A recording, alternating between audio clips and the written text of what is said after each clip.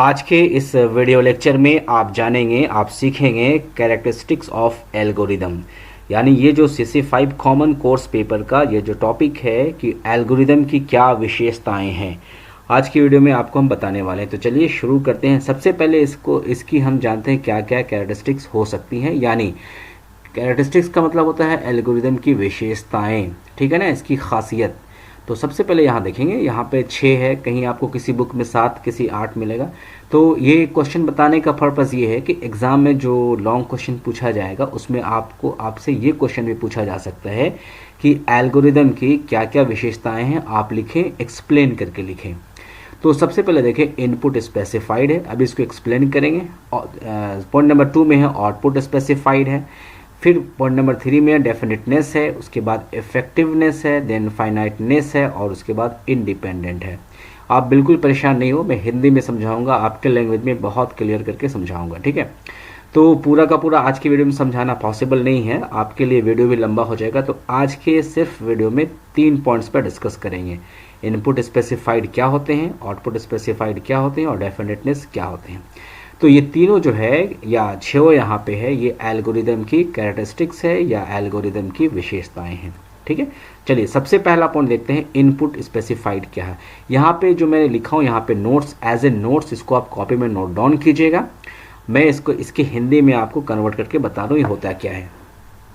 Input specified का मतलब किसी भी एल्गोरिदम में सबसे इंपॉर्टेंट चीज़ और सबसे पहली चीज़ें इनपुट होती है। बिकॉज जब तक इनपुट नहीं दिया जाएगा एल्गोरिदम प्रोसेस कैसे करेगा, काम कैसे करेगा। आपको मैंने बताया था कि कंप्यूटर बेसिकली 3 पॉइंट्स पे काम करते हैं, इनपुट पे, प्रोसेस पे और आउटपुट पे। तो इनपुट सबसे पहला ज़रूरी है।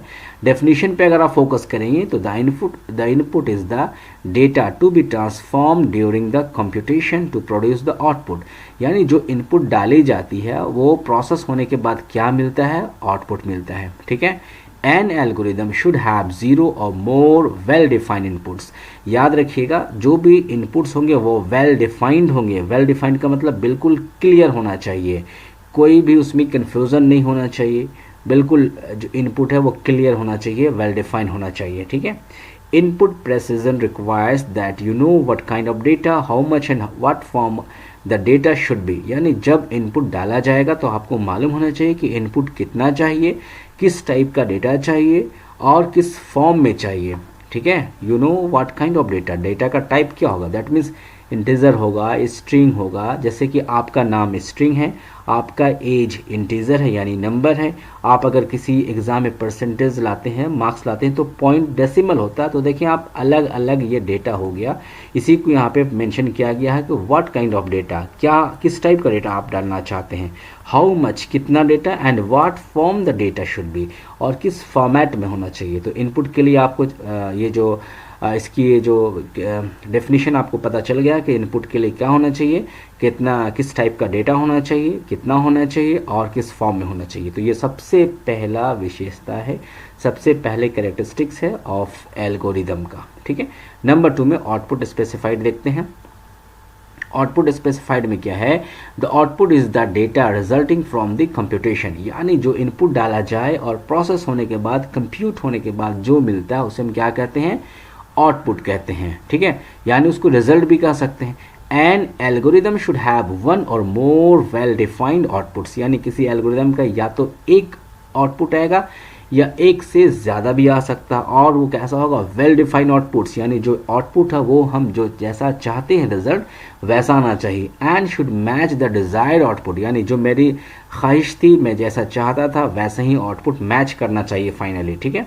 उसके बाद output precision also requires that you know what kind of data. आपको ये मालूम होना चाहिए कि आउटपुट किस टाइप का मिलेगा, कितना मिलेगा, किस फॉर्म में मिलेगा। तो ये आपका सेकंड पॉइंट हो गया, second characteristics of algorithm, that is output specified. 2 point clear है।